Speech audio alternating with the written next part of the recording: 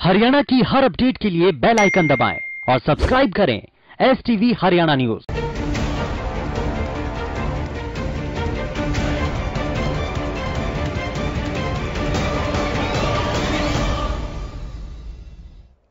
नमस्कार, हरियाणा न्यूज देख रहे हैं आप और मैं हूं आपके साथ सोनिया सतानीथा।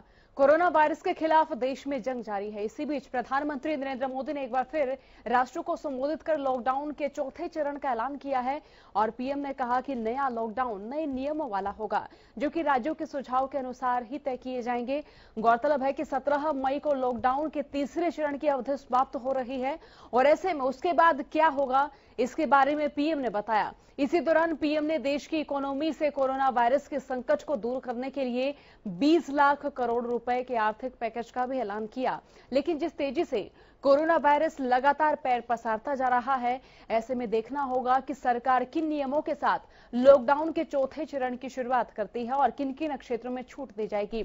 आखिर 17 मई के बाद देश कैसा होगा, क्या स्थिति होगी। लेकिन इसी बीच सरकार का जो भी फैसला होता है, आपकी अपनी जिम्मेदारी बनती है कि आप लॉकडाउन के तमाम नियमों का पालन करें, एहतियात बरतें ताकि कोरोना को मात दी जा सके। आज इसी को लेकर चर्चा करेंगे कि किस तरह से आप कोरोना वायरस के संक्रमण से खुद का बचाव कर सकते हैं, अपने परिवार का बचाव कर सकते हैं। तो चर्चा की शुरुआत करते हैं हमेशा की तरह 11 से 12 बजे तक हमारे साथ हेल्थ एक्सपर्ट जुड़ते हैं और आज जो हमारे साथ अतिथि हैं डॉक्टर पंकज वत्स हमारे साथ हैं, जो कि पूर्व अध्यक्ष रह चुके हैं स्वास्थ्य सेवा हरियाणा के। डॉक्टर पंकज, बहुत स्वागत आपका हरियाणा न्यूज पर। डॉक्टर पंकज, देखिए आंकड़े लगातार बढ़ते जा रहे हैं, स्थिति कितनी गंभीर मानी जाए फिलहाल? देखिए, स्थिति गंभीर नहीं कहेंगे। मैंने पहले भी आपको कहा है कि ये अभी जो है 20 तारीख तक ये आंकड़े जो है देश भर में ये 1.5 लाख के करीब पहुंच जाएंगे। जो ग्रोथ रेट अलग अलग जिलों में अलग अलग स्टेट्स में चल रहा है और महीने के अंत तक ये आंकड़ा 3 लाख तक भी जा सकता है। तो अब ये आंकड़े जो है वो अपनी रफ्तार चलेंगे और देश अपनी रफ्तार चलेगा, समाज अपनी रफ्तार चलेगा। पूरे हिंदुस्तान में अगर देखेंगे तो आंकड़े लगभग वही 3,500 के करीब बढ़े हैं। हरियाणा का देखेंगे तो 50 के करीब बढ़े हैं। अब बात यह है कि बढ़ वहीं रहे हैं जहां पर पहले से संक्रमित लोग हैं, वहीं पे कॉन्टेक्ट से ही वो बढ़ रहे हैं। लेकिन अब जो ये ट्रैवल जो हम खोल रहे हैं, इसके आवागमन की जो चीजें खोल रहे हैं, फैक्ट्रीज खोल रहे हैं, तो इसकी रिपोर्ट जो है वो 2-4-5 दिन बाद प्रतिलक्षित होगी कि इसका क्या प्रभाव हो रहा है। जहां जहां पे इसकी जांच हो रही है वहां देखने की बात है कि वहां क्या होगा। जैसे मैं अभी देख रहा था बिहार में, बिहार का एडवर्टाइजमेंट आया है, तो बिहार ने सारी जिम्मेवारी जिस प्रदेश से लोग आएंगे उन पर डाल दी है कि वहां पर वो जो पहले वहां से जो जाने वाला व्यक्ति है वो पहले वहां से डॉक्टरों से एक रिपोर्ट लेगा और कि इसको क्वारंटाइन किया जा चुका है और इसको बीमारी नहीं है, इस तरह की बात वो वहां से मिलेगी। उसके बाद वो वहां पहुंचेगा और बिहार सरकार कुछ नहीं करेगी।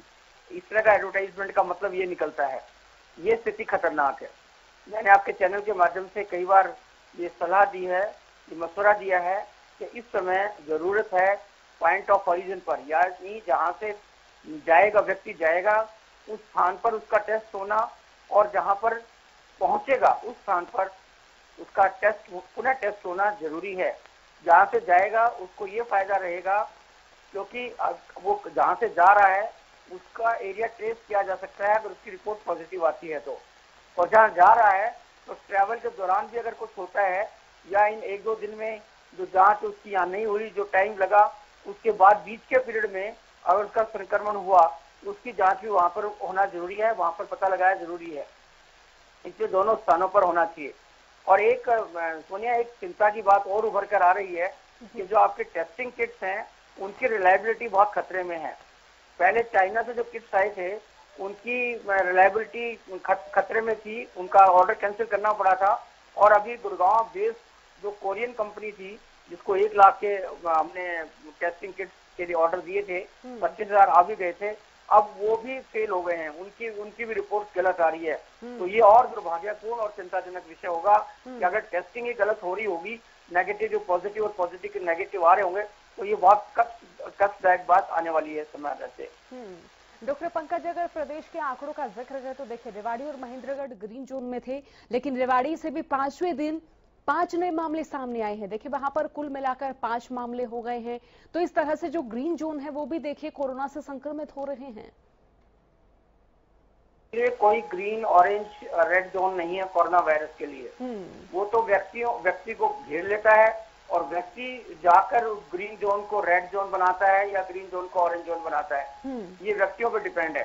जो संक्रमित व्यक्ति है वो एक जगह से जब दूसरी जगह जाता है तो उस एरिया को भी अगर वहां डिटेक्ट नहीं होता है, उसकी कॉन्टेक्ट ट्रेसिंग नहीं होती है, तो वहां पर जाकर वो संक्रमण फैलाएगा। ये सारी चीजें अभी तक जितने भी केसेस आए हैं हरियाणा में अधिकतर जिलों में इस तरह की बातें हुई है कि वो बाहर से आए हैं और जहां पे आवागमन कम हुआ या वहां पर कॉन्टेक्ट ट्रेसिंग होकर उसको रोका गया तो उसके अच्छे रिजल्ट्स भी निकल कर आए हैं।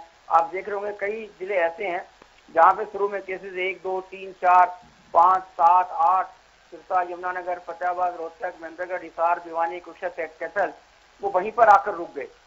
करनाल में भी 14 के बाद कई दिनों से कोई केस नहीं आ रहा है। तो इस प्रकार से कई ये डिपेंड करता है कि संक्रमित व्यक्तियों के मूवमेंट्स को कैसे रिस्ट्रिक्ट किया जा सके, या स्वयं वो खुद करें और साथ में सरकार उनको रोकने का प्रयास करे, प्रशासन को रोकने का प्रयास करे। डॉक्टर पंकज, जैसे कि हम ग्रीन जोन्स का जिक्र कर रहे हैं, ऑरेंज जोन, रेड जोन्स का, तो जो ग्रीन जोन है कब कब इनकी जो है जांच की जाए, किस तरह से पता लगाया जाए कि और कितने ज्यादा केस जो है वो यहाँ से सामने आ सकते हैं? अब हम कोई सिम्टोमेटिक भी पेशेंट नहीं है वहाँ पे। 80% तो लोग हैं जिनके सिम्टम्स ही नहीं है और जो बाकी लोग जा भी रहे होंगे तो उनकी जांच की जा रही होगी। ये तो डिपेंड करता है कि जो ट्रैवल से, जो बाहर से आए हुए व्यक्ति, अगर उनकी जांच की जाए तो उससे पता लग सकता है। अब पूरे जिले में कहाँ से व्यक्ति आए कितना, ये बड़ा मुश्किल है, क्योंकि लॉकडाउन होते हुए भी हम देख पा रहे हैं कि लोग बहुत दूर तक जा रहे हैं। गांव में जो आपके रास्ते, इस तरह के रास्ते हैं जहाँ से होकर लोग निकल के जा रहे हैं, खेतों से निकल के जा रहे हैं। तो ऐसे में बड़ा मुश्किल है। इनका तो यही करना पड़ेगा कि जैसे ही रिपोर्ट होता है तो उसकी कॉन्टेक्ट ट्रेसिंग की जाए, उसके आसपास के एरिया को कंटोनमेंट जोन बनाकर वहां पर एक्सटेंसिव सर्वे किया जाए। कंटेनमेंट जोन फिलहाल प्रदेश में बनाए गए हैं डॉक्टर पंकज, लेकिन उनमें क्या क्या व्यवस्थाएं और करने की आवश्यकता है फिलहाल? देखिए, कंटोनमेंट जोन में हम क्या करते हैं कि वहां पे मूवमेंट्स रिस्ट्रिक्ट कर देते हैं। वहां पे दुकानें बंद हो जाती हैं, केवल आपकी दवाइयों की दुकान खुली रहती है वहां पर। इसलिए वहां पर कंटोनमेंट एरिया में प्रॉपर सप्लाई जो है खाने पीने की और एसेंशियल उसकी आइटम्स की, वो फिर सरकार की जिम्मेवारी हो जाती है कि उनको वहां पर वो चीजें उपलब्ध कराना चाहिए। और कंटोनमेंट के एरिया के लोगों को थोड़ा सा अपने ऊपर ज्यादा संयम रखने की आवश्यकता है, क्योंकि अगर वो लोग वहां से जाएंगे तो दिक्कत होगी। और कंटोनमेंट एरिया में रैपिड टेस्टिंग टेस्ट जो है वो अधिक से अधिक किए जाने चाहिए, ताकि उनको अगर वहां पर आइडेंटिफाई किया जा सके और उनको उसी समय क्वारंटाइन करके उनको मुख्य धारा में आने से रोका जा सके। डॉक्टर पंकज, प्रदेश में भी आंकड़े लगातार बढ़ रहे हैं और आप देखिए कि हम तब इस चर्चा की शुरुआत कर रहे थे तो आंकड़े 70 से 80 के बीच में थे, लेकिन अब आप देखिए कि 700 पार कर चुके हैं आंकड़े। तो हरियाणा में भी जो आंकड़े लगातार बढ़ रहे हैं, इनका क्या कारण मानी जाए और किस तरह से इन आंकड़ों पर रोक लगाई जा सकती है? देखिए, हरियाणा का तो सीधा सीधा सोर्स जो है वो दिल्ली है। आप देख रहे हैं कि अधिकतर केसेस जो हैं वो आपके एनसीआर एरिया से ही में ही बढ़ रहे हैं और अधिकतर वो हैं जो बिल्कुल बॉर्डरिंग स्टेट हैं, आपके फरीदाबाद, गुड़गांव, सोनीपत और झज्जर, वो सारे एरिया यहाँ से लगते हैं। तो उनका सोर्स जो है वो दिल्ली से आवागमन पर ही निर्धारित करता है। और अभी हाईकोर्ट ने, दिल्ली हाईकोर्ट ने भी संज्ञान लिया है। वो कह रहे हैं कि ये जो मोमेंट्स जो रिस्ट्रिक्ट किए जा रहे हैं, ये स्वास्थ्य कर्मी, कोरोना वॉरियर्स का अधिकार छीन रहे हैं, फ्री मूवमेंट्स का। तो हाईकोर्ट में भी ये केस चल रहा है। तो हो सकता है उसके कारण जो है, हाईकोर्ट के आदेश के कारण इन मूवमेंट्स को परमिशन देनी पड़े, खासतौर पर एसेंशियल सर्विसेज के लोगों को। तो जजेस को मुझे लगता है कि स्वयं फैसला ना लेते हुए इस बारे में उनको स्वास्थ्य विभाग को या स्पेशलिस्टों के माध्यम से ये फैसला लेना चाहिए, हाईकोर्ट के इस डिसीजन को, कि वो मूवमेंट अलाउ करे कि ना करे। क्योंकि जो मूवमेंट अधिकार अपना अलग है, निजता का अधिकार अलग है, लेकिन अगर वो कॉरियर बनेगा, चाहे वो वॉरियर है, चाहे वो कोरोना वॉरियर है, डॉक्टर है, स्वास्थ्य कर्मी है, पुलिस कर्मी है, नर्स है, कोई पैरामेडिकल स्टाफ है, कोई भी एसेंशियल सर्टिफिकेट लेके जा रहा है, लेकिन वो कोरोना वॉरियर के साथ अगर कोरोना कैरियर है तो उसको कोरोना कैरियर के रूप में उसको इसके लिए कार्रवाई करनी होगी, ना कि कोरोना वॉरियर में, क्योंकि वो कोरोना कैरियर होने के बाद कोरोना वॉरियर का तो वो सिस्टम खोल ही चुका होगा। बल्कि ऐसे कोरोना कैरियर, कोरोना वॉरियर्स को तो आइसोलेट करने की ज्यादा आवश्यकता है। और डॉक्टर पंकज, अगर स्वास्थ्य सेवाओं का जिक्र करें तो फिलहाल स्वास्थ्य सेवाओं में क्या क्या इजाफा करने की जरूरत है, कितनी खामियां फिलहाल आप देख रहे हैं? देखिए, मैं इतना जानता हूं कि गाजियाबाद के डॉक्टर संक्रमित हुए, हमारे बैचमेट हैं, और गाजियाबाद से लेके उनको झज्जर तक कोई भी किसी भी अस्पताल में दाखिले के लिए कोई बेड नहीं मिला। अब उनको झज्जर में जाकर उनको एडमिट किया गया है, झज्जर एम्स में, गाजियाबाद से लेके। तो इससे स्पष्ट हो रहा है कि ऑलरेडी हम जो हमारी स्वास्थ्य सेवाएं हैं वो ऑलरेडी पीक पे आ चुकी हैं, इससे ज्यादा वो वजन सहन नहीं कर पाएंगी। तभी गवर्नमेंट ऑफ इंडिया ने भी अपनी एडवाइजरी को डाइल्यूट किया है। उस एडवाइजरी में उन्होंने कहा है कि अगर किसी को 2 दिन बुखार ना आए तो उसको छुट्टी दे दीजिएगा, अगर माइल्ड सिम्टम है तो उसे घर भेज दीजिएगा, इस तरह की बातें कही हैं। लेकिन हरियाणा सरकार ने इस एडवाइजरी को मानने से इनकार कर दिया। उन्होंने कहा कि ये एडवाइजरी उचित नहीं है, हम अपनी एडवाइजरी जो पहले से चली आ रही है उन्हीं का इस्तेमाल करेंगे, क्योंकि ये और खतरनाक हो सकता है कि 2 दिन बुखार नहीं आया लेकिन संक्रमित तो है ना, तो वो जाके अपने घर में, आसपास के मोहल्ले में, बाकी जगह उस संक्रमण को पहुंचा सकता है। लेकिन केंद्रीय स्तर पर जो एडवाइजरी जारी की गई है और उसमें जो डाइल्यूट किया गया इंस्ट्रक्शंस को, उससे ये प्रूव होता है कि स्वास्थ्य सेवाएं ऑलरेडी अपने ब्रिम पे हैं, यानी अब ना ज्यादा बेड्स उपलब्ध हैं और ना ही ज्यादा क्वारंटाइन सेंटर्स में रखने की स्थिति है। डॉक्टर पंकज, आपने कल प्रधानमंत्री नरेंद्र मोदी का संबोधन जरूर सुना होगा, क्योंकि हर देशवासी को उन्होंने संबोधित किया और कई अहम बातें भी उन्होंने कही। उनकी ओर से कहा गया कि लॉकडाउन के जो चौथे चरण का ऐलान है वो 18 मई तक हो जाएगा, और अब की बार जो चौथा चरण होगा वो नए नियमों के साथ होगा, नए रूप के साथ होगा, परिवर्तित तौर पर होगा। तो ये कितना सही माना जाए फैसला? देखिए, ये फैसला तो आवश्यक है, क्योंकि मैंने आपको अभी बताया कि जो स्वास्थ्य सेवाएं हैं ऑलरेडी ब्रिम पे हैं। टेस्ट के लिए प्रॉपर किट्स नहीं मिल रहे हैं, चाइना से किट्स आया वो फेल हो गया, जो आपका कोरियन कंपनी बना रही थी वो किट फेल हो गए। ऐसी स्थिति में ना प्रॉपर टेस्टिंग हो पाएगी, ना पॉजिटिव नेगेटिव का पता लगेगा। क्वारंटाइन सेंटर जो है ऑलरेडी एग्जॉस्टेड हो चुके हैं, जहाँ हॉस्पिटल्स अवेलेबल है वहां पे हो चुका है। प्राइवेट सेक्टर में हॉस्पिटल्स, नर्सिंग होम, क्लिनिक्स डरे हुए हैं, वो इसको खोल नहीं पा रहे हैं। तो ऐसी स्थिति में सरकार के पास और इकोनॉमिक पोजीशन है वो बहुत खतरे में आ चुकी है। आप देख रहे हैं कि शराब एक्साइज से पैसा लेके सरकार चलाई जा रही है। तो ऐसे समय में मजबूरी थी प्रधानमंत्री जी की कि वो इकोनॉमिक पैकेज देते हुए इकोनॉमिक एक्टिविटीज को भी खोले और लोगों को नए परिवेश में आने के लिए प्रोत्साहित करे। क्योंकि अब बिल्कुल ये ठीक है, प्रधानमंत्री जी ने भी इशारा किया और अभी वैज्ञानिक भी मान रहे हैं कि रहना तो अभी कोरोना के साथ पड़ेगा, जीना भी कोरोना के साथ जीना पड़ेगा। 2 ही चीजों का उन्होंने अनुरोध किया कि वो 2 गज की दूरी अवश्य रखें, मास्क अवश्य पहने, और जो हैंड सैनिटाइजर बाकी सब चीजों का पहले से ज्यादा कठोरता के साथ नियम में परिवर्तन करें। तो ये उचित है, क्योंकि जो दिए गए जो सर्कमस्टांसेस हैं, जैसे हालात हैं देश के, ऐसे परिवेश में प्रधानमंत्री जी का ये फैसला वो उचित है, क्योंकि उन्होंने फैसला भी सभी मुख्यमंत्रियों के फीडबैक के बाद लिया है। अगर संभावित अवधि मानी जाए कोरोना वायरस की तो कितने और महीने लग सकते हैं डॉक्टर पंकज?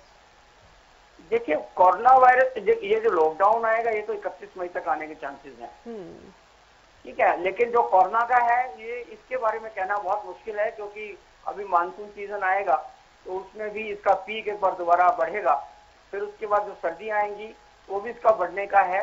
तो ये पूरे साल ही चलने वाला वायरस है, इसका अंत तो नहीं होने वाला। अगर विदेशों की तुलना अपने देश से करें तो देखिए, पहले अपने देश के जो आंकड़े वो नगण्य प्रतीत हो रहे थे, लेकिन अब अपने देश के आंकड़े भी देखिए 70,000 पार कर चुके हैं।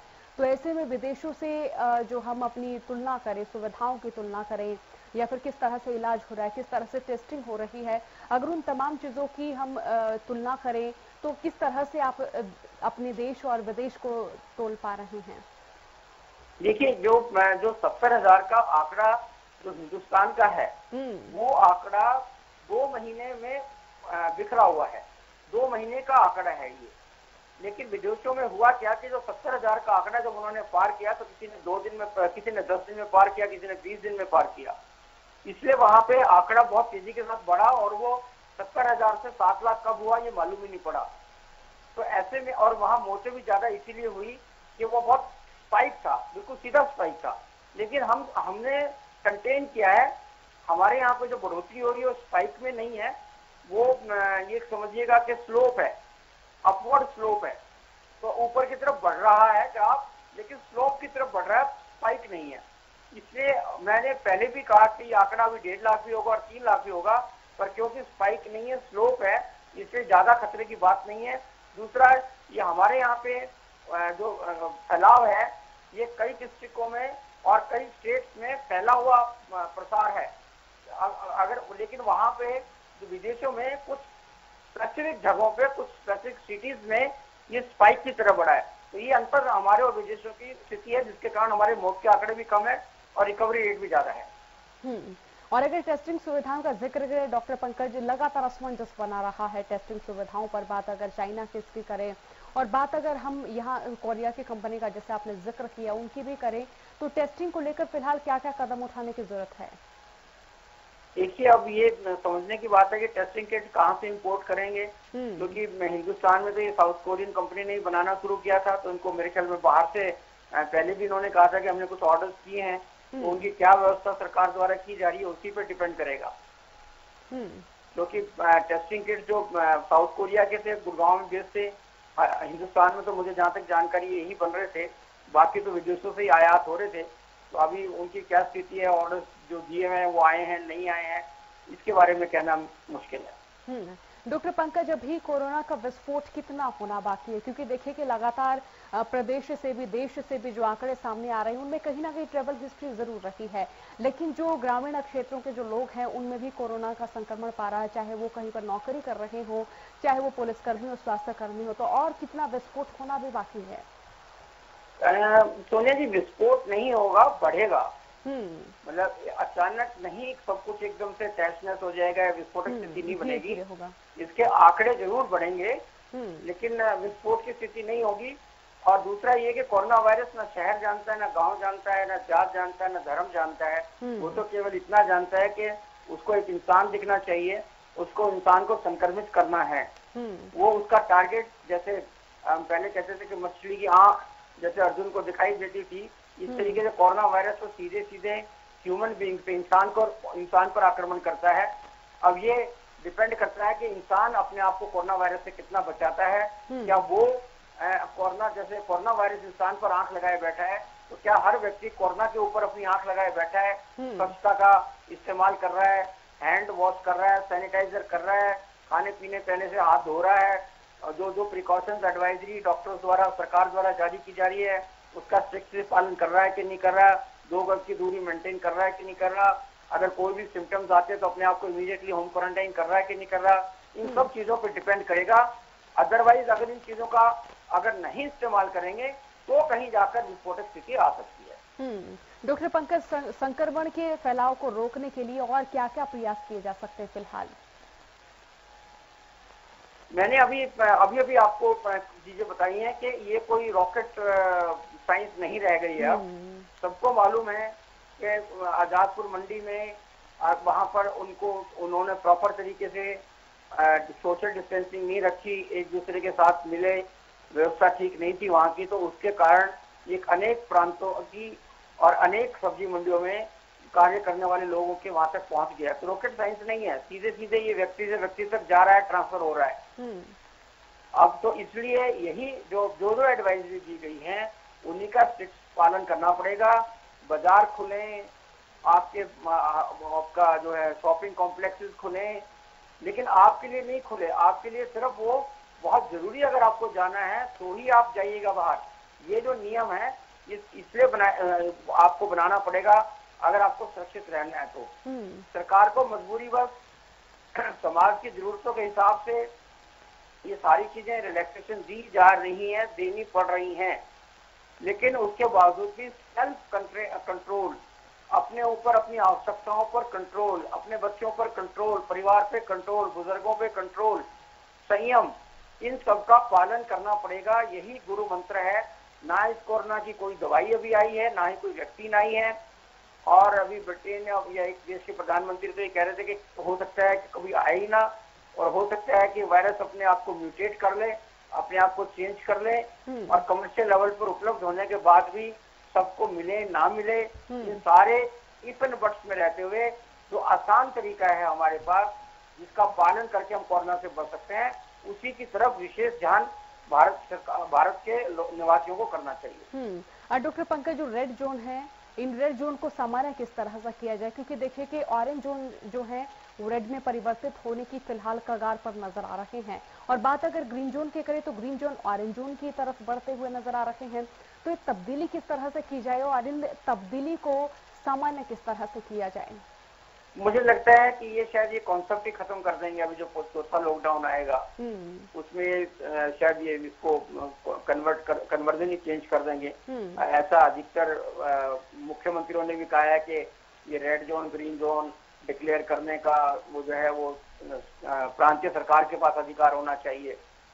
तो मुझे लगता है कि अब रेड कंटोनमेंट एरियाज का कॉन्सेप्ट आएगा कि जो एरियाज जहाँ पे पॉजिटिव केसेस हैं उनके 3 किलोमीटर के एरिया को रेड कंटोनमेंट जोन डिक्लेयर करते हुए 5 किलोमीटर 7 किलोमीटर के एरिया को बफर जोन मानते हुए की कार्रवाई होगी, और रेड ग्रीन जोन का ऑरेंज जोन का ये क्राइटेरिया शायद इस बार नहीं आएगा। और इस फैसले को आप कितना सही मानते हैं डॉक्टर पंकज? क्योंकि देखिए रेड जोन है तो लोग अपने आप में खुद सोच लेते हैं कि यहाँ पर खतरा है, यहाँ से दूर रहिए, आप मास्क लगाइए, सैनिटाइजर का इस्तेमाल कीजिए। देखिए अब जो है एक नया कॉन्सेप्ट आ रहा है हर्ड उसका इम्यूनिटी का। हर्ड इम्यूनिटी का मतलब ये है कि आप देख रहे हैं कि 80% से ज्यादा लोग जो हैं वो संक्रमित तो हो रहे हैं, लेकिन उनमें सिम्टम्स नहीं आ रहे हैं, लेकिन उसके साथ साथ उनमें एंटीबॉडीज भी डेवलप हो रही है। तो ऐसे में अगर ये इन्फेक्शन फैलता है और अधिक लोगों को संक्रमित भी करता है, साइन सिम्टम्स नहीं आते हैं, तो कम्युनिटी में एक हर्ड जो आपका रेजिस्टेंस है वो उपलब्ध होने के चांसेस हो जाते हैं। तो मुझे लगता है कि सरकार शायद उस तरफ बढ़ रही है, और ये इसलिए रेड कंटोनमेंट जोन ही रहेंगे, रेड और ग्रीन जोन नहीं रहेंगे। अब मोमेंट्स तो बढ़ाने पड़ेंगे। डॉक्टर पंकज, जिस तरह से हम स्वास्थ्य व्यवस्थाओं का भी जिक्र कर रहे हैं, जो बजट सरकार की ओर से मुहैया करवाया जाता है, वाकई उस बजट पर सोचने पर दोबारा गौर करने की यहाँ पर नौबत नजर आ रहा है। क्योंकि देखिए कि हर जगह जो स्वास्थ्य व्यवस्थाएं हैं उनका जो अंबार है वो लगा हुआ है, अव्यवस्थाएं वहां पर नजर आ रही हैं। तो फिलहाल जो बजट दिया गया उसमें और क्या क्या सुधार करने की जरूरत है? कुछ देखिए, स्वास्थ्य के लिए तो जैसे प्रधानमंत्री जी ने 10% जीडीपी का पैकेज के रूप में दिया है, इसी तरीके से कम 15-20% जीडीपी का अगले इस साल और अगले साल कुल दोनों मिला के अगर 20% का पैकेज देगा तो कहीं स्वास्थ्य सेवाएं इस लायक होगी कि इस तरह के बड़े डिजास्टर को मैनेज कर सके। अभी तक तो बहुत ज्यादा कुछ नहीं हो रहा है, कुछ भी नहीं हो पा रहा है। मतलब ईमानदारी के साथ देखिए, आप कॉलेजेस को अगर आप हॉस्पिटल में कन्वर्ट कर रहे हैं, क्वारंटाइन सेंटर्स में कन्वर्ट कर रहे हैं, और आप होटल्स को आप कर रहे हैं, तो ये कोई ज्यादा अच्छी व्यवस्था लॉन्ग टर्म के लिए नहीं है। दूसरी बात यह है कि एक बहुत बदकिस्मती रही है कि देखिएगा आप कि जुडिशियल कॉम्प्लेक्स बनेगा तो वहां पे जजेस के मकान पहले बनेंगे, IAS IPS के लिए सबसे पहले मकान बनेंगे, लेकिन डॉक्टर्स और पैरामेडिकल स्टाफ के लिए कोई व्यवस्था नहीं होती है। अब कम से कम सरकार को, भारत सरकार और अपनी राज्य सरकारों को ये समझ लेना चाहिए कि आने वाले वक्त में जितने हॉस्पिटल्स हैं वहां पे रेजिडेंसीज, डॉक्टर्स और पैरामेडिकल के स्टाफ के रेजिडेंसीज वहीं बनाए, ताकि ऐसी स्थिति में वो लोग 24 घंटे अपनी सेवाएं वहीं पे दे सकें। और अभी जैसे आप देख रहे थे कि बहुत सारे डॉक्टर संक्रमित हुए, मेदांता जैसे हॉस्पिटल को भी अपने कोरोना केसेस को एडमिट करना बंद करना पड़ा। तो ऐसी स्थिति से बचने के लिए भविष्य में ये नियम बनाया जाए कि अस्पताल जो ऑलरेडी बने हुए हैं उनके लिए वहां पे डॉक्टर्स और पैरामेडिकल स्टाफ के रहने की अच्छी तरह से व्यवस्था की जाए। और इसके लिए भारत सरकार को मैं कहना चाहूंगा कि उनको इमीडिएटली जो है इसके बारे में एक पैकेज भी देना चाहिए कि residential facilities for the doctors paramedical staff in the hospital, और ताकि उनको 24 घंटे सेवाएं देने में कोई दिक्कत नहीं हो वहाँ पे। लॉन्ग टर्म फैसिलिटीज में किन किन चीजों को इंक्लूड किया जाए डॉक्टर पंकज? दोबारा पूछिएगा।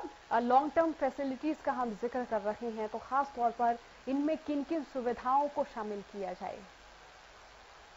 लॉकडाउन फैसिलिटीज के लिए लॉन्ग टर्म आप जी लॉन्ग टर्म फैसिलिटीज में अगर हम स्वास्थ्य सुविधाओं का जिक्र कर रहे हैं तो कौन कौन सी सुविधाओं को शामिल किया जाए, ताकि भविष्य में अगर कभी भी इस तरह की कोई भी आपदा आती है, कोई भी इस तरह की महामारी आती है, तो उनसे आसानी से जो है निपटारा किया जाए, आसानी से लोगों को सहूलियत दी जा सके।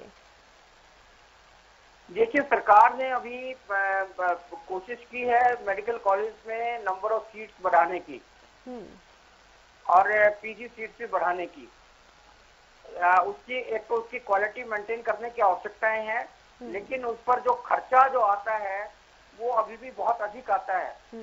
इसलिए वहाँ पे क्वालिटी जो डॉक्टर्स हैं, जो आदमी अपनी पढ़ाई के आधार पे, अपनी नॉलेज के आधार पे, अपनी ज्ञान के आधार पे जो मेडिकल कॉलेज में और पीजी में एडमिशन पा सकते हैं, वो लोग बच जाते हैं। इसलिए सरकार को व्यवस्था करनी चाहिए कि कम से कम 50% जो सीटें हैं वो मेडिकल कॉलेज और ऊपर सभी प्राइवेट और गवर्नमेंट मेडिकल कॉलेज में 50% सीटें ऐसी होनी चाहिए जो सीधा मेरिट के साथ भरें और उनकी फीस सरकारी कॉलेज के बराबर ही हो। चाहे उसके लिए अगर सरकार को प्राइवेट कॉलेज के लिए कुछ कंपनसेशन देना पड़े तो वो भी दें। ऐसे डॉक्टर्स को, जो ऐसा समाज के ऐसे लोगों को जो ईमानदारी के साथ डॉक्टर बनना चाहते हैं, मेहनती हैं, इंटेलिजेंट हैं, उन्हीं को इस प्रोफेशन में आना चाहिए। बिल्कुल। और मैंने आपको कहा कि मेडिकल कॉलेजेस की जो कैपेसिटी है वो भी पीक पे है, तो इसलिए अधिक से अधिक अगर आप जैसे इन्होंने 10% 15% की पैकेज दिया है, अगर इसी का जीडीपी का 10% का पैकेज देके ये इंफ्रास्ट्रक्चर को बढ़ाएं तो ये अति आवश्यक है। बिल्कुल। डॉक्टर पंकज, आप बने रहेगा हमारे साथ, और लगातार हम चर्चा कर रहे हैं कि कोरोना का जो चौथा चरण है उसका ऐलान हो चुका है, लेकिन जो तीसरा चरण है, इस तीसरे चरण के बीच हम किन किन सावधानियों को बरत सकते हैं, क्या क्या एहतियात हम बरत सकते हैं, हमारी चर्चा जारी रहेगी। लौटते हैं छोटे से ब्रेक के बाद। ब्रेक के बाद एक बार फिर आप सभी का स्वागत है। लगातार हम चर्चा कर रहे हैं और हेल्थ एक्सपर्ट लगातार हमारे साथ जुड़े हुए हैं कि किस तरह से हम कोरोना वायरस के संक्रमण से बचाव कर सकते हैं, और आपको लगातार हिदायतें भी दे रहे हैं कि आप खान पान में किन किन चीजों का इस्तेमाल कर सकते हैं, किस तरह से कोरोना के संक्रमण से आप अपना बचाव कर सकते हैं, अपने परिवार का बचाव कर सकते हैं। इसी बीच health expert doctor Swati Maheshwari हमारे साथ जुड़ गए हैं। डॉक्टर स्वाति, बहुत स्वागत है आपका हरियाणा न्यूज पर। Thank you Sonia. Doctor Swati, सबसे पहले यही सवाल कि प्रदेश में आंकड़े देखिए लगातार बढ़ रहे हैं, और देश का भी जिक्र करें तो देखिए 24 घंटे में आंकड़ों में काफी जो है बढ़ोतरी देखी गई है, तो फिलहाल स्थिति कितनी गंभीर मान रही हैं आप? देखिए, आंकड़े जरूर बढ़ रहे हैं सोनिया, लेकिन एक अच्छी बात यहाँ ये है कि जो हमारा डबलिंग रेट फिसल रहा था वो वापस फिर से 12 दिन पर आ गया है। पहले 10 दिन के आसपास चला गया था हमारा डबलिंग रेट, तो अब वो फिर से ट्रैक पर आ रहा है। ये एक अच्छी बात है, और इससे ये भी साबित होता है कि हमारे यहाँ इतने जो केसेस हैं वो इतनी तेज बढ़ते हुए जरूर देख रहे हैं, पर वो दशा नहीं है और वो रफ्तार नहीं है जो हमने बाकी देशों में देखी है। तो ये एक अच्छी बात है, और टेस्टिंग बढ़ गई है तो केसेस सामने ज्यादा आएंगे। अब ये अभी हम आने वाले और दिनों में भी देखेंगे कि केसेस और बढ़ रहे हैं, क्योंकि कॉन्टैक्ट ट्रेसिंग बढ़ गई है, टेस्टिंग बढ़ गई है। लेकिन अच्छी बात यही है कि हमारा रिकवरी रेट अच्छा है, यानी कि भारत में ज्यादा पीड़ित होने वाले लोग बहुत कम है और ठीक होने वाले लोग ज्यादा हैं। हमारा मृत्यु दर भी और देशों के मुकाबले काफी अच्छा है, हमारे यहाँ 3.2 है, तो और डबलिंग रेट भी अब बढ़ रहा है। तो ये तीनों ही पैरामीटर्स ऐसे हैं जो जरूर ये संकेत दे रहे हैं कि कहीं हम बढ़ते हुए केसेस जरूर देखते हैं, लेकिन अगर ओवरऑल पिक्चर तस्वीर देखें तो वो हमारी काफी बेहतर है और देशों से। और अब यही बात है, देखिए प्रधानमंत्री जी ने भी अपने संबोधन में ये बात बोली है कि हमें अपनी सारी जिंदगी कोरोना के इर्द गिर्द ही नहीं चलानी है, हमें और चीजों के बारे में भी अब सोचना है। तो उन्होंने साफ तौर से बोला है कि मास्क भी लगाएंगे, सोशल डिस्टेंसिंग भी करेंगे और अपना काम भी करेंगे। तो लोगों को अब इसके साथ जीना सीखना ही होगा, क्योंकि जिस तरह से अभी आप देख रहे हैं बाकी देश भी अपने लॉकडाउन खोल रहे हैं बढ़ते हुए केसेस के बावजूद, और वहां पर WHO ने देखिए अभी दोबारा इस चीज की चेतावनी भी दी है कि सेकेंड वेव आ सकती है। और चीन में भी देखिए, हमने अभी देखा है कि अचानक से 11 केस वुहान में फिर से पॉजिटिव आए हैं। तो ये खतरा अभी इतनी जल्दी टलने वाला नहीं है। अभी जब तक वैक्सीन या दवा नहीं आती तब तक हम लोगों को इससे इसी तरह से जूझना होगा। शायद यही एक तरीका होगा। और एक अच्छी बात बस यही है कि लोग अगर सोशल डिस्टेंसिंग और मास्क वगैरह पहनेंगे तो रफ्तार तेज नहीं होगी। हम बस यही चाहते हैं कि हमारे यहाँ जो केसेस आए उनकी रफ्तार तेज नहीं होनी चाहिए। अगर रफ्तार तेज होगी तो दोबारा लॉकडाउन में जाना पड़ेगा और हेल्थ सिस्टम के लिए भी मुश्किलें बहुत ज्यादा बढ़ जाएंगी ऐसे में। लेकिन अगर हमारे यहाँ रफ्तार स्लो रहे, देखिए केसेस आना तो हम नहीं रोक पाएंगे, लेकिन अगर वो ऐसी इस गति से आए कि हम उनको संभाल पाए, हम उन सबका ट्रीटमेंट कर पाए, हम उनको देख पाए, तो मुझे लगता है कि तभी हम ये जंग जीत पाएंगे। वरना हमारे लिए बहुत मुश्किल हो जाएगा। वरना फिर सब कुछ जो है एक इमरजेंसी मोड पे चला जाएगा अगर रफ्तार बहुत तेज हो जाएगी, और वो हम में से कोई भी नहीं चाहता कि वैसा हो। तो इसलिए लोगों के लिए अब सतर्क रहना और लोगों के लिए अपने जीविका कमाने के लिए भी बाहर निकलना है, लेकिन आपको उतना ही अलर्ट रहना है। आपको वो सारी बातों का पालन करना है ताकि हमारी दोनों चीजें अच्छे से सामंजस्य बिठाकर चल सकें। डॉक्टर स्वाति, लॉकडाउन के तीसरे चरण के साथ सरकार ने कई सारी रियायतें दी, प्रदेश सरकार ने भी रियायतें दी, केंद्र सरकार ने भी रियायतें दी। तो इन रियायतों का कहीं ना कहीं लोगों ने नाजायज फायदा भी उठाया, लॉकडाउन के नियमों का उल्लंघन भी किया है। तो इन तमाम रियायतों को आप किस तरह से देखती हैं? क्योंकि देखिए संक्रमण बढ़ने का एक खतरा भी है यहाँ पर।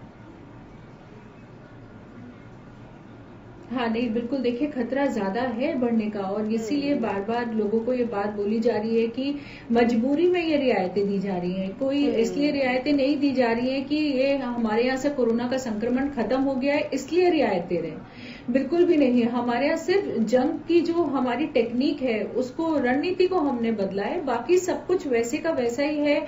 जंग अभी भी चल रही है, तो बिल्कुल भी लोग ये ना सोचें कि अब हम कुछ भी कर सकते हैं या कहीं भी निकले या रियायतें दी हैं तो चलिए अब हम अपने बेवजह के काम भी पूरे कर लेते हैं। ऐसा बिल्कुल ना करें। अभी जब भी आपको बाहर निकलना है सेल्फ रेस्ट्रेंट के साथ बाहर निकलिए, और सिर्फ तब निकलिए जब आपके लिए बहुत जरूरी है, जब आपको कुछ जरूरी काम से बाहर जाना है या आप काम पर वापस जा रहे हैं तभी निकलिए। वरना बिल्कुल भी अभी बाहर मत निकलिए। और अभी भी बड़े बुजुर्गों को घर के अंदर ही रखिए। हिदायत है उनके लिए, खासतौर से बच्चों के लिए, कि वो लोग अभी भी घर के अंदर ही रहें, उनको अभी भी मत निकालिए बाहर।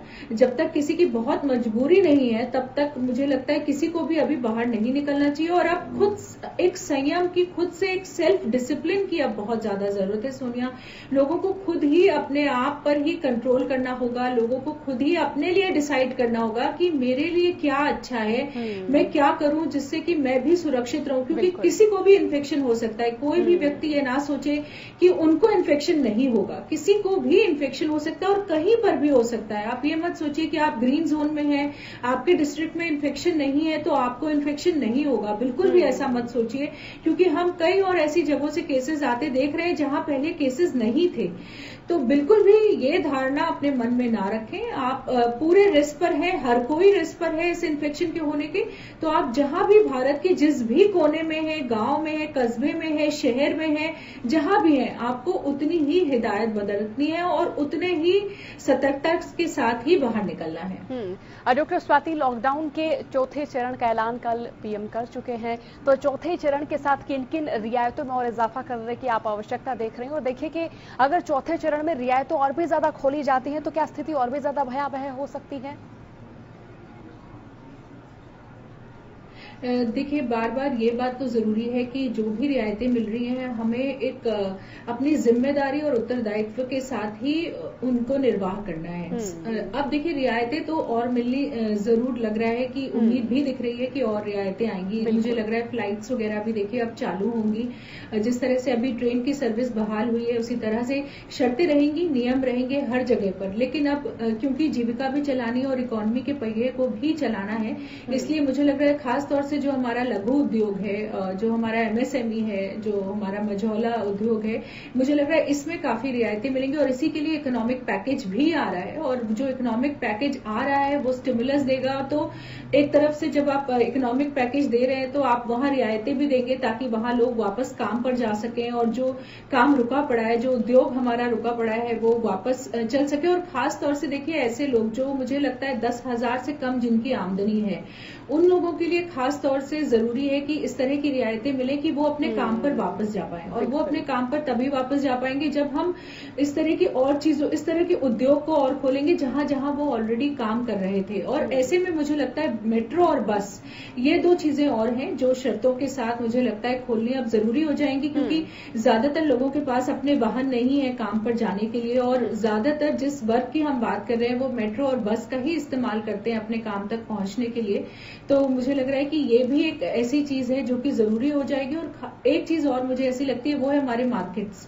तो मुझे लग रहा है जैसे अभी तो केवल हम स्टैंड अलोन मार्केट्स को, हमने शॉप्स को अलाउ किया है, लेकिन अब मुझे लग रहा है मार्केट्स को भी खुलने की अनुमति मिलेगी शर्तों के साथ, क्योंकि वहां से भी बहुत ज्यादा जो है लोगों का नुकसान हो रहा है। और दुकानें जब तक नहीं चलेंगी, जब तक मार्केट में डिमांड क्रिएट नहीं होगी, तब तक इकोनॉमी का पहिया भी नहीं चल पाएगा। तो अब धीरे धीरे मुझे लग रहा है इन सब चीजों में हमें रियायतें मिलने की उम्मीद है अभी आने वाले इस नए लॉकडाउन 4 में, कि जिस तरह जैसे भी धीरे धीरे हमारा पहिया वापस चलना शुरू हो, वो अब शायद जरूरी होगा। और यही एक वर्ग है मुझे लगता है जहां से शुरुआत होगी सबसे ज्यादा।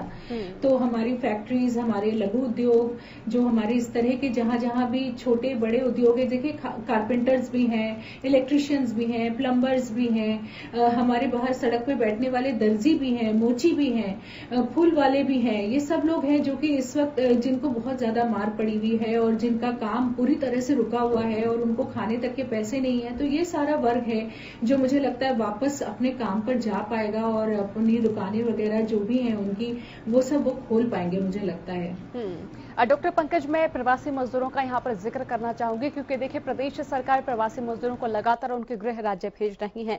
तो ऐसे में क्या उनके साथ भी संक्रमण माना जाए कि जो एक राज्य से दूसरे राज्य में जा रहे हैं, चाहे वो किसी भी कारण से जा रहे हों, मजबूरी से जा रहे हों या फिर कोई और भी कारण रहा हो, तो इससे क्या संक्रमण फैल सकता है? सोनिया जी, मैं एक बात तो आपको बधाई देना चाहूंगा कि कल आपके चैनल के माध्यम से हमने प्रवासी मजदूरों को चिताया था, उनको जानकारी दी थी कि वो अब जो यहाँ से जा रहे हैं तो जाने पर 14 दिन के लिए उनको क्वारंटाइन रहना पड़ेगा वहाँ पे।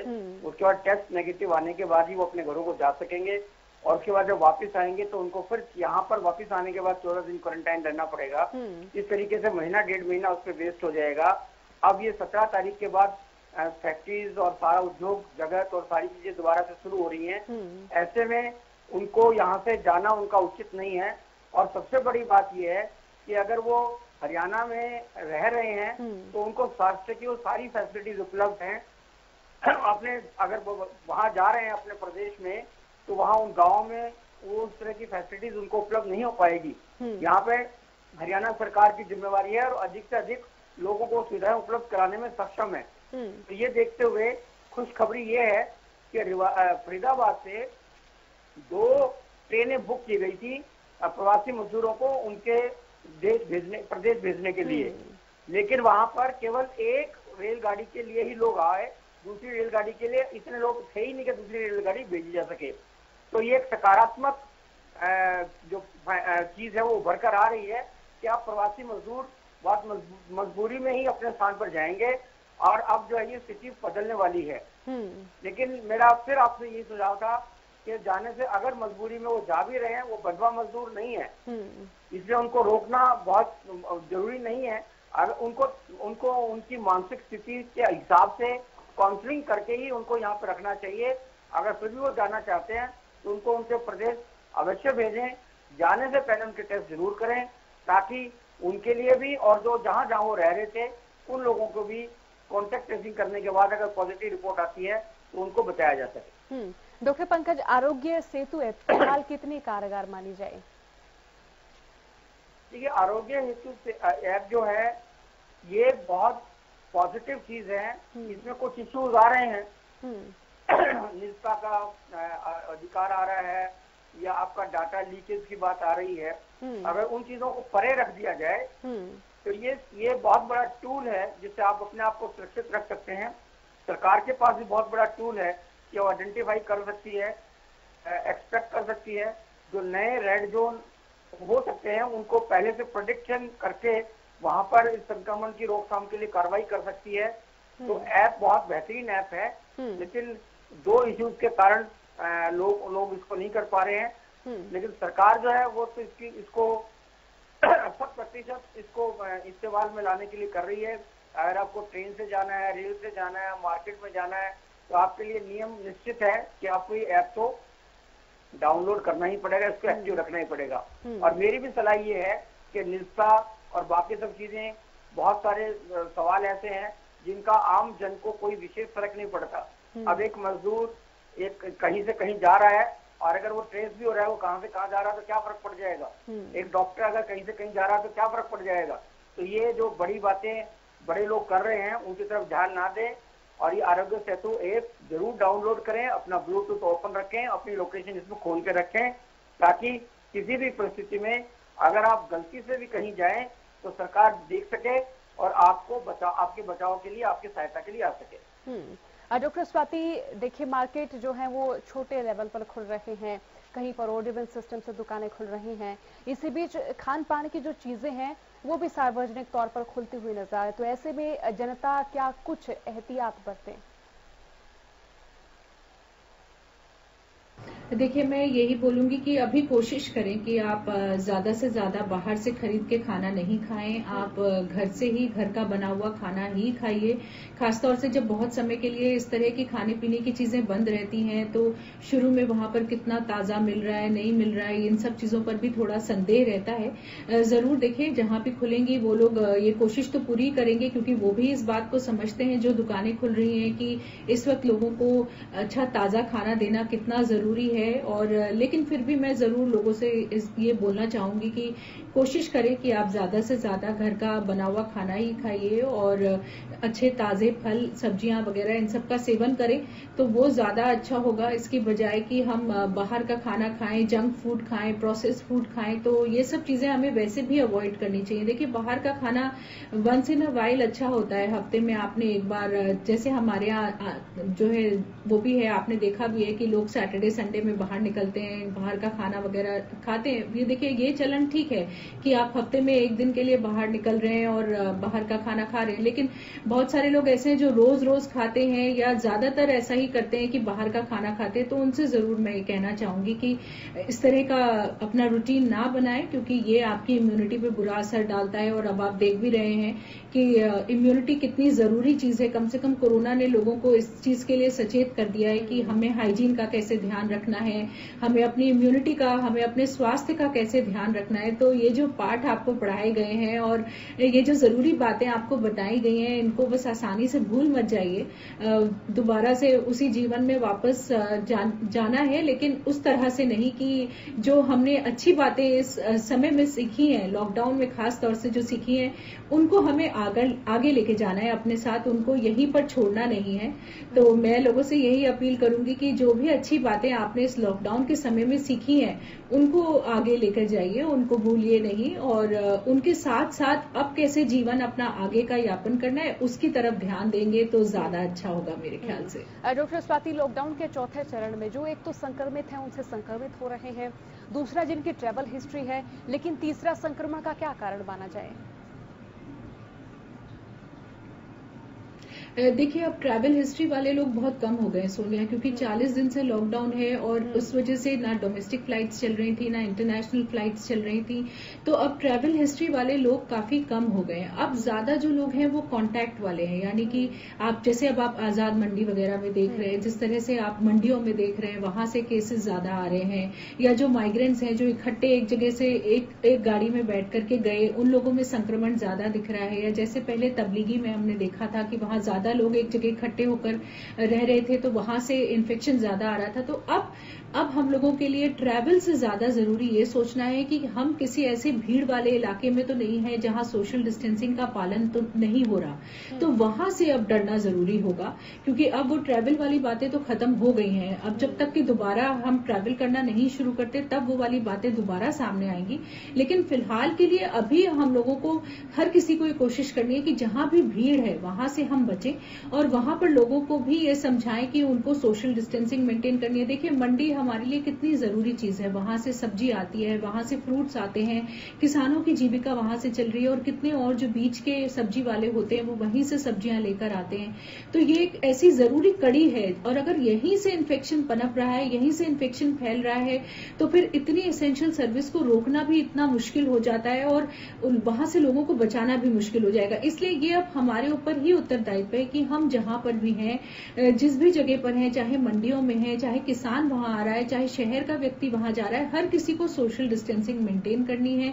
हमें इन भीड़ वाले जगहों को क्योंकि काम के लिए खोलना भी जरूरी है, तो वहीं हमें अपना उत्तरदायित्व समझना जरूरी है कि हमें जहां भी भीड़ में है वहां मास्क लगा के रहें, सोशल डिस्टेंसिंग करें, ताकि ये सब जगह जो है ये सुपर स्प्रेडर ना बने, ये ऐसी जगह ना बने जहां से इन्फेक्शन संक्रमण बहुत तेजी से रफ्तार से फैल जाए। तो अब हम लोगों को ही कोशिश करना है, क्योंकि गवर्नमेंट के लिए भी एक बहुत बड़ा चुनौती हो जाती है जब इस तरह की मंडियों से इन्फेक्शन निकलता है, क्योंकि आप कहां तक कॉन्टैक्ट ट्रेसिंग करेंगे, किस किस को ढूंढेंगे, किस वो अंत कड़ी तक आप कैसे पहुंचेंगे और एक ये लंबा समय भी लगता है। इसमें आपको ज्यादा लोगों को लगाना भी पड़ता है, टीम भी बढ़ानी पड़ती है, तो ये एक बहुत बड़ी चुनौती सबके लिए बन जाती है। तो क्यों ना हम इस तरह के कदम पहले से ही उठाएं कि ना प्रशासन के लिए चुनौती बने, ना हमारे लिए चुनौती बने और हमारा देश अब जल्दी जल्दी वापस पटरी पर लौटे, और ना कि हम इस असमंजसता की स्थिति में ज्यादा समय के लिए रहें कि हमें बार बार लॉकडाउन लगाना पड़े या बार बार जो रिलैक्सेशन दे रहे हैं वो वापस खींचने पड़े। ऐसी स्थिति नहीं पैदा होने देना चाहिए। जी, बहुत शुक्रिया डॉक्टर स्वाति चर्चा में शामिल होने के लिए। डॉक्टर पंकज वत्स साहब का भी बहुत बहुत शुक्रिया चर्चा में शामिल होने के लिए। तो चर्चा में हमने तमाम दर्शकों को बताया कि किस तरह से आप जो रियायतें आप लोगों को दी गई हैं उन रियायतों का लाभ उठा सकते हैं। सोशल डिस्टेंसिंग का आपको पालन करना है। इसके साथ साथ देखिए कि इम्यूनिटी पावर जो है वो आपको लगातार बढ़ानी है, क्योंकि अच्छा खाना है, अच्छा पीना, खास तौर पर ये कोरोना वायरस जब आपकी शरीर में प्रवेश करता है तो सबसे पहले आपके इम्यूनल पावर पर इफेक्ट करता है। तो इसीलिए अच्छा खाएं, अच्छा पिएं, सोशल डिस्टेंसिंग का पालन करें। फिलहाल के लिए इतना ही। बने रहिए हरियाणा न्यूज के साथ। नमस्कार।